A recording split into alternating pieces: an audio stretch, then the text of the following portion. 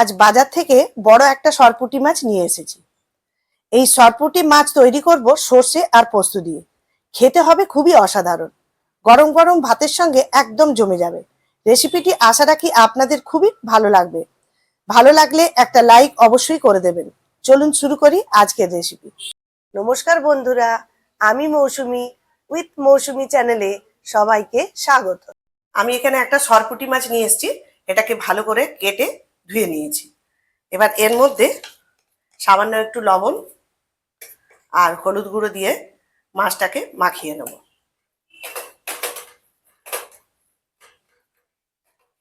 এবার মাছগুলো ভাজার জন্য এখানে আমি পরিমাণ মতো সর্ষের তেল দিয়ে দেবো।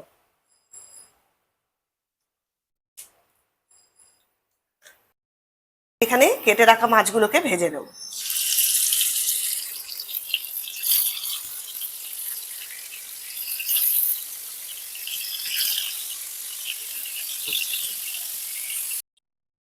এখানে 4 থেকে 5টা কাঁচা লঙ্কা, 1 চামচ সাদা সর্ষে আর 1 চামচ পোস্ত এগুলোকে শিলে বেটে নেব।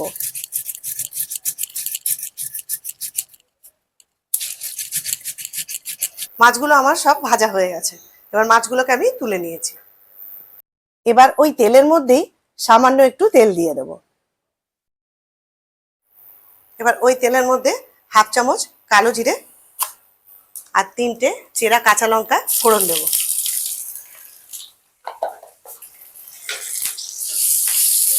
ফোড়নটাকে একটু ভেজে নেব। এবার ওর মধ্যে একটা বড় সাইজের কুচনো পেঁয়াজ এটাকেও দিয়ে দেব।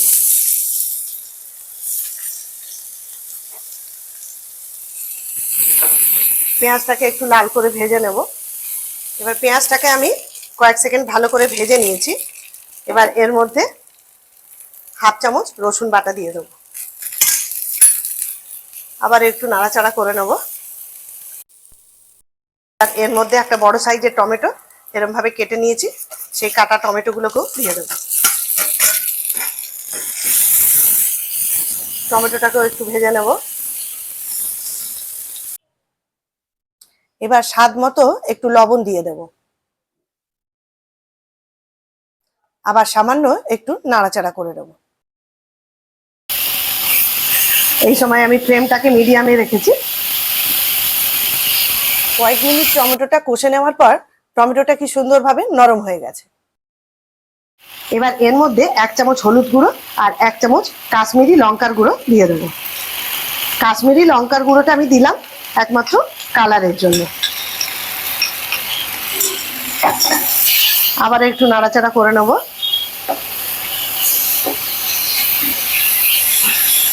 সামান্য একটু জল দিয়ে দেবো। এবার মশলাটাকে একটু কষিয়ে নেব। সমস্ত মশলাটাকে আমি ভালো মতো কষিয়ে নিয়েছি। এবার আমি প্রয়োজন মতো হালকা করে জল গরম করে রেখেছিলাম, সেই গরম জলটাকে দিয়ে দেবো।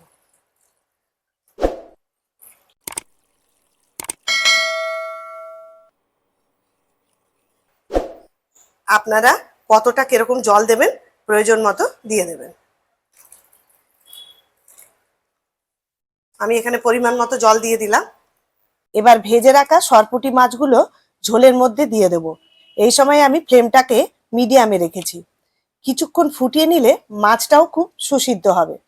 এবার মিনিট 5 ঢেকে রাখবো।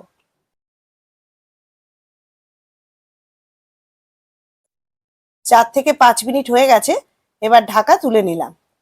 এবার পোস্ত আর সর্ষে কাঁচা লঙ্কার যে পেস্টটা করে রেখেছিলাম সেই পেস্টটা মাছের ঝোলে দিয়ে দেব।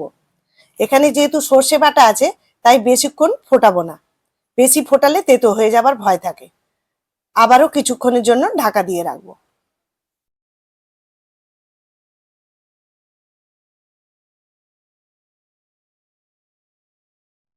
ঢাকাটা এবার তুলে নেব।